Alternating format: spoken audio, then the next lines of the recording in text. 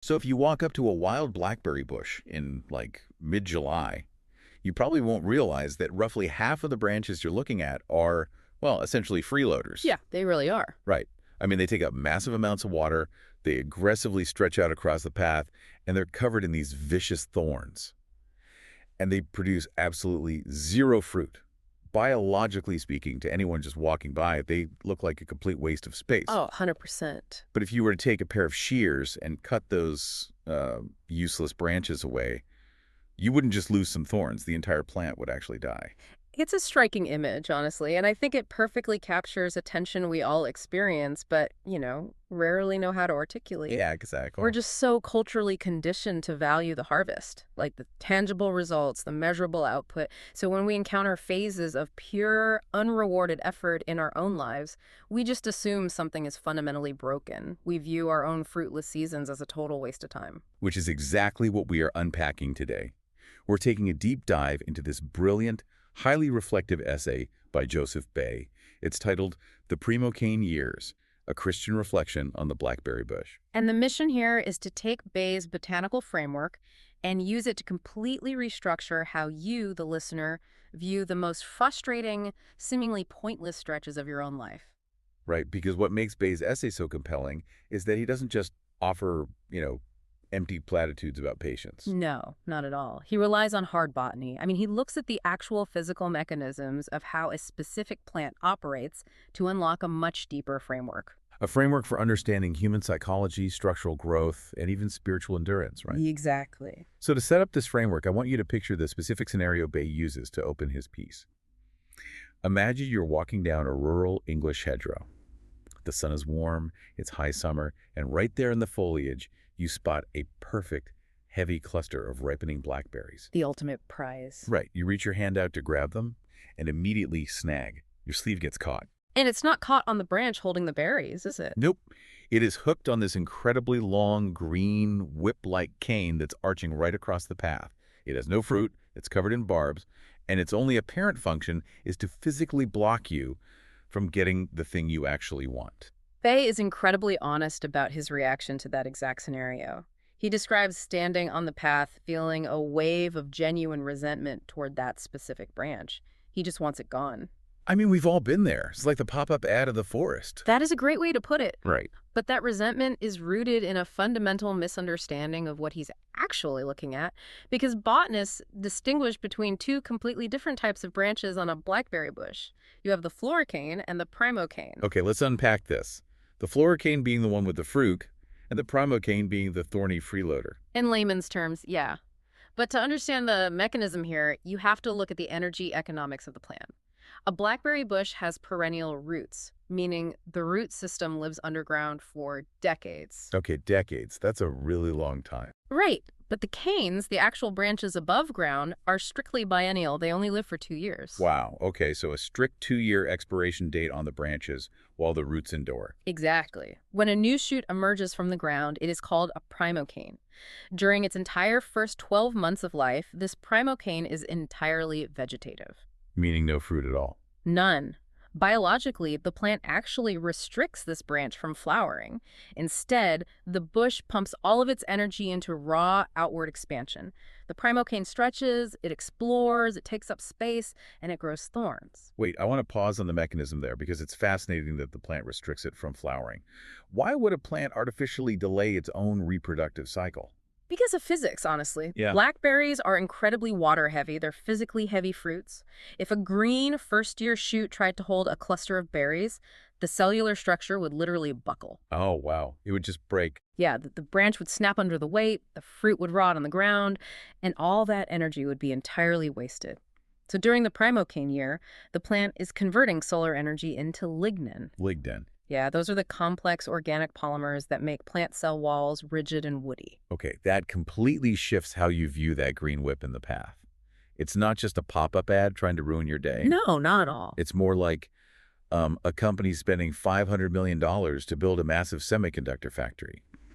During year one, there is endless noise, massive expenditures, lots of digging, and absolutely zero microchips rolling off the assembly line. That is a perfect analogy. To an outsider, it looks like a black hole for money. But it's pure infrastructure. Right. The No. Primocane is building the infrastructure required to bear weight. Then, in its second year, that exact same cane hardens.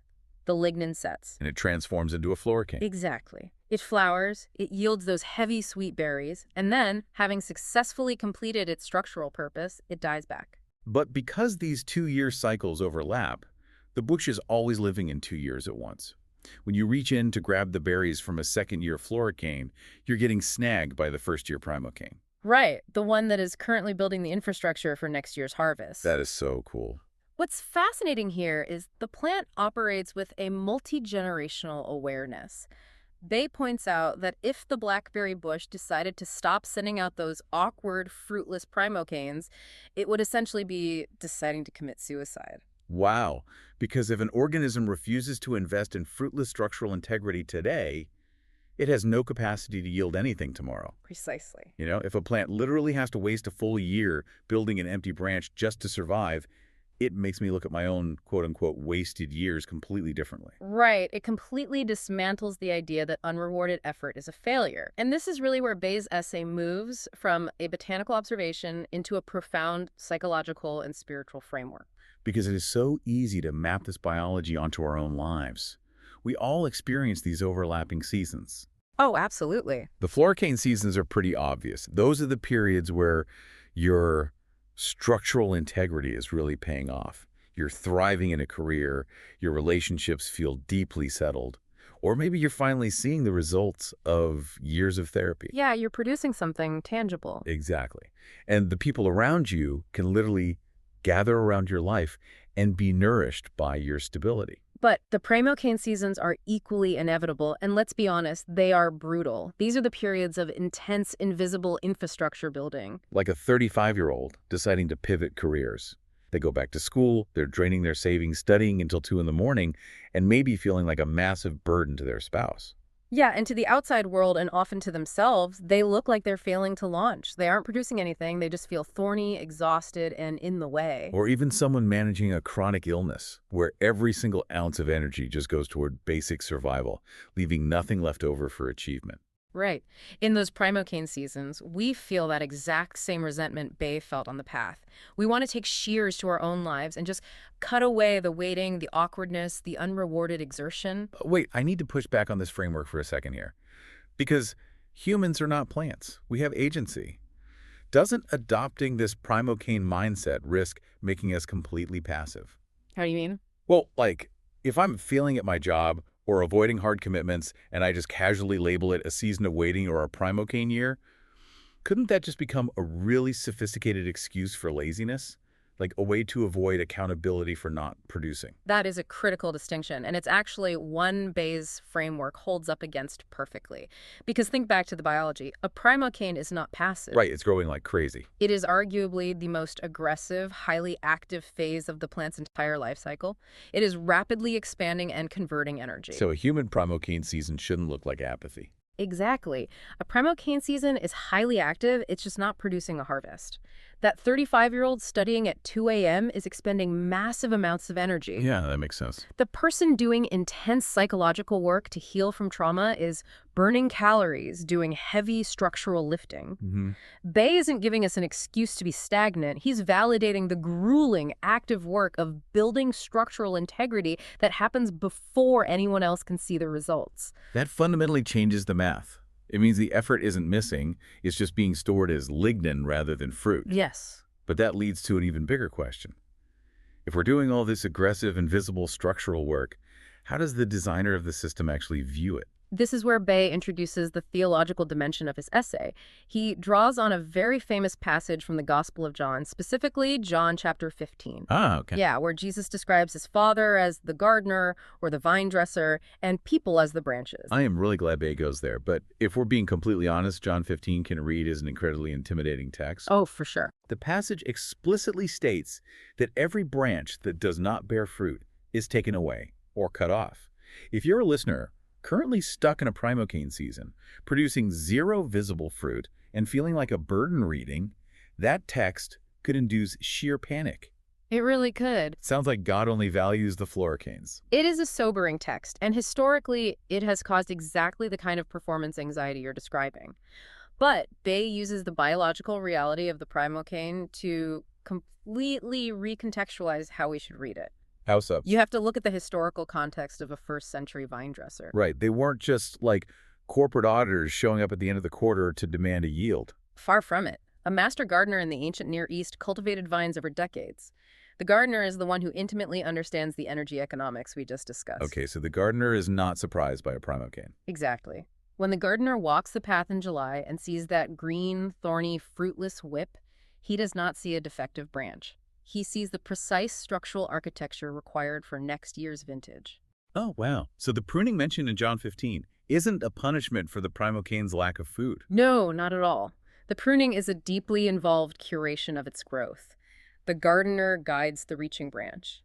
Bay argues that God does not look at our unapplauded years of study or waiting or quiet healing as a void where his presence is missing. The visible growth is the very shape of his work in that moment. Yes, the gardener values the structural integrity just as much as the harvest. But there is a tension here that Bay doesn't let us escape. We can't use this as an excuse for infinite preparation, because the text in John 15 is still very clear.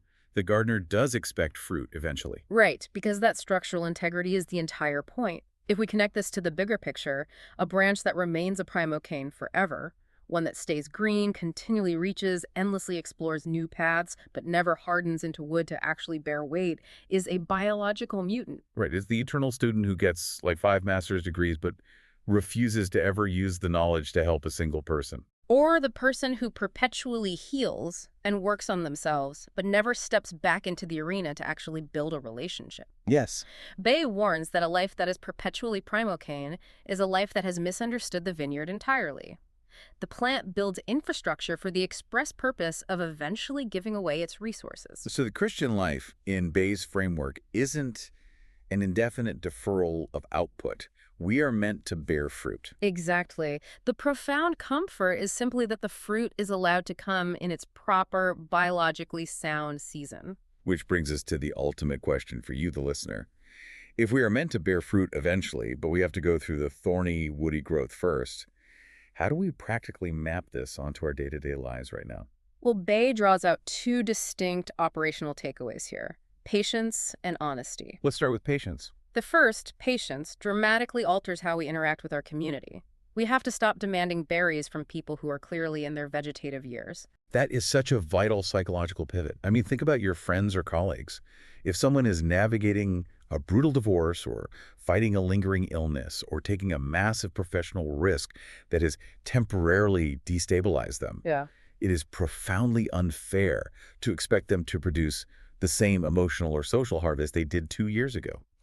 Offering true grace means treating them as intellectual and spiritual peers who are currently engaged in heavy structural work. Right. It means giving them the space to be a little thorny, a little awkward, and largely fruitless while they rebuild their lignin. We have to trust that the gardener is at work in their reaching. And the second takeaway, honesty, requires us to turn that exact same diagnostic lens on ourselves. We have to genuinely identify which cane we are currently living in. Yes. Because if you look at your life and realize you're in a Primocane year, your job is to endure the thorns. You take the hit, you put in the late hours of studying, you sit in the discomfort of waiting, and you do not panic that your branches are empty. You're building infrastructure. But the flip side is equally demanding. If you honestly diagnose that you are in a Floricane year, a season of success, influence, answered prayers, and excess capacity, you cannot hoard the harvest. You actually have to let the fruit be picked. Precisely. In the natural world, a Floricane that refuses to drop its fruit rots. If you're in a season of abundance, your biological and spiritual mandate is to be consumed by others. Oh, I love that. You use your stability to mentor someone else. You use your excess financial resources to fund someone else's structural growth. You leverage your settled joy to anchor a friend who is currently caught in the thorns. It's a brilliant, interconnected system. The Floricanes feed the world while the Primocanes build the future. But whether you are in a year of aggressive stretching or a year of heavy yielding, bay anchors this entire framework in one final, inescapable fact. And to see it, you really have to look beneath the soil. The perennial roots. Exactly. We established earlier that the canes die every 2 years, but the root system lives on for decades. In the theological mapping of John 15, Christ is the vine, the perennial root system, and we are the biennial branches.